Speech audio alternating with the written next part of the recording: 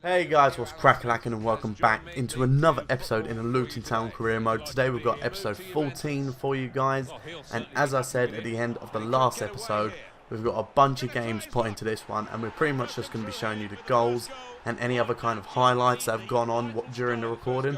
But we've got a bunch of games to show you in this episode, and you can see we got off to a terrible start against Exeter. Ruben Reid getting himself the goal from a mistake from Stetch. But we go straight down the other end. Jody Jones pops in the cross, and Freddie Sears is there to get his first goal in the league for us. I'm a little bit disappointed with Freddie Sears, I'll be honest. Although in the last episode he scored two absolute bangers. He's a bit, I don't know what it is. I feel like he's just not. Maybe I'm not playing him in the right position. Maybe I need to try him out up front or just behind the striker or something. But he's just not really been the kind of signing that I wanted him to be, and maybe we could have actually preferred to have Luke Gambin. So maybe I made a mistake on that part. But you can see they did go ahead and score again, and we did actually get a 2-1 loss from that game against Exeter. And we're moving into the next game. It's the Checkatrade Trophy. Of course, the second leg. We won the first one 4-1. We're now at home. We are playing our second team just because we have an important game in the league. And we really need to get some wins in the league.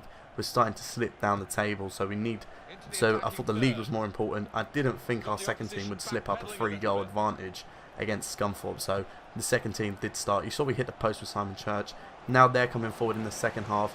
Potts unable to get the ball cleared, and some nice footwork from Ojo there, and eventually it falls to Holmes, who gets himself a goal. But Ojo, in the 2 games we have seen him play, has been absolutely insane against us, and he may have to be a signing that we look for. I'm not sure if that's the Ojo from Liverpool or not, but he's been absolutely insane for Scunthorpe, so maybe we'll have to look at signing him up. But you can see there Morris hitting the post there from an open goal, and that is a huge let off for us as we come through now with James Collins. A nice little piece of dribbling, went for the shot. It got deflected, but it falls to Church, who goes for the lift, trying to chip the goalkeeper, but he just got too much on it, and it went over the crossbar.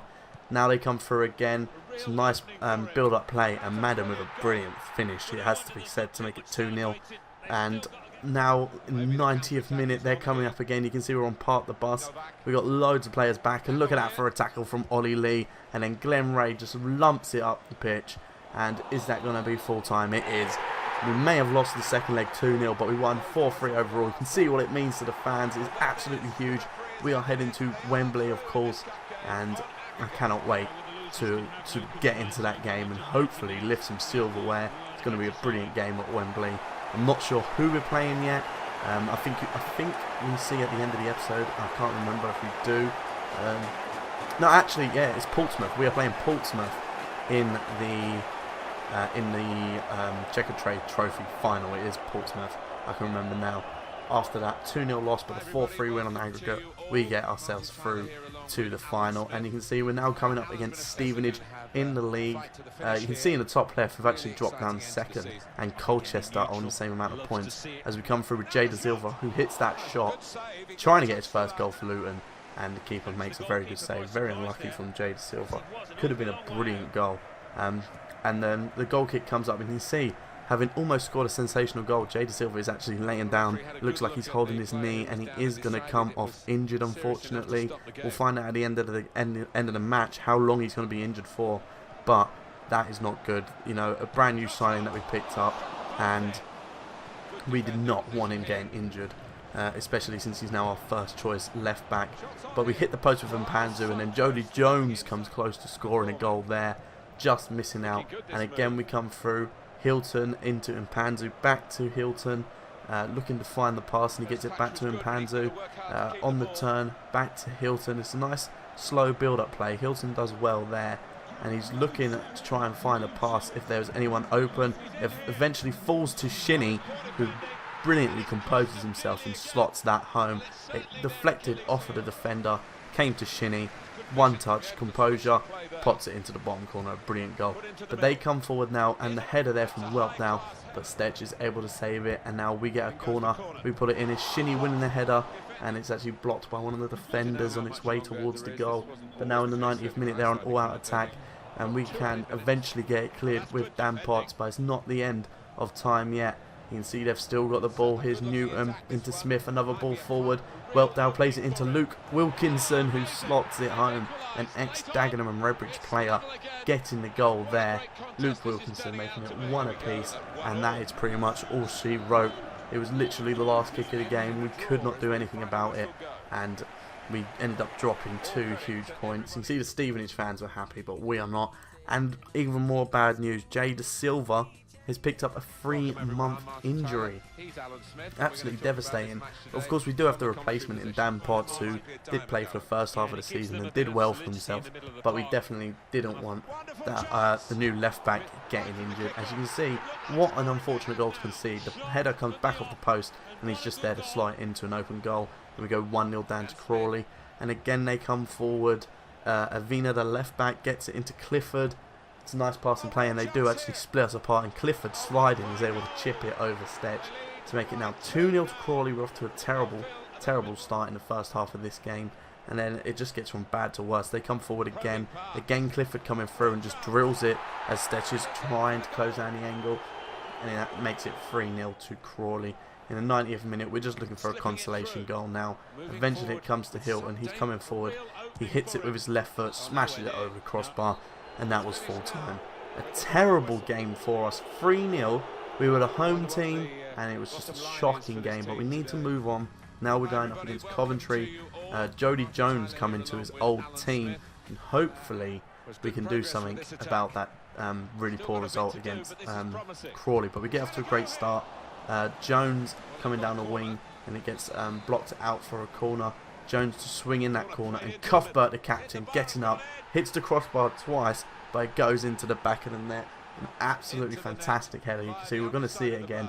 Brilliantly whipped ball in. Cuthbert gets in front of his marker, it hits the crossbar, bounces over the line, and then pops back up to hit the crossbar again. But that puts us 1-0 up, and a brilliant start to this game.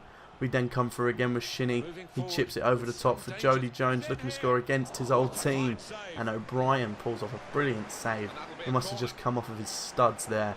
And Jody Jones just missing out. You can see again, well, you can't see, I actually skipped the replay. But it was really unfortunate. The corner then comes in. O'Brien gets it cleared. Sheehan gets it back down. Jody Jones again pots it in. It comes to Hilton. Hilton does well to hold it up, gets it into Glenn Ray, does a brilliant turn, and look at that for a finish. Someone who plays at centre-back. I think we actually had him playing at holding midfield in this game, but he does absolutely brilliant to slot that home. I'm pretty sure his shooting stats aren't anything magnificent, but that was an absolutely brilliant goal from Glenn Ray. But Reed, the second time I've considered to a Reed in this episode, the cross actually bounced up, and he had time to run in and header it. It was terrible defending from us, but again, we come through with Sears. It's 2-1, not long left, and the ball gets swung in, and Hilton with a looping header goes over the goalkeeper with only 7 minutes left on the clock, and we get ourselves 3-1 up. We then having to defend in the 90th minute.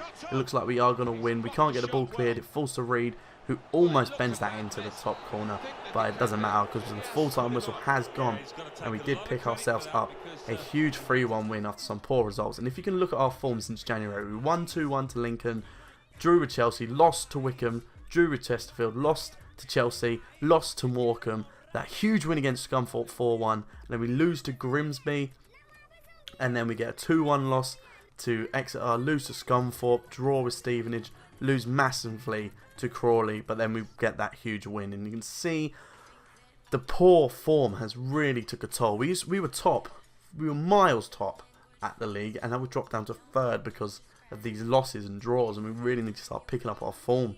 You can see we're still the top scorer in the scorers in the league, but we've conceded 42 goals, and it's just not good enough. But we need to start improving our defence and getting back to winning ways. Anyway, guys, that is the end of this episode. I hope you enjoyed. Subscribe if you are new, and I'll see you guys next time.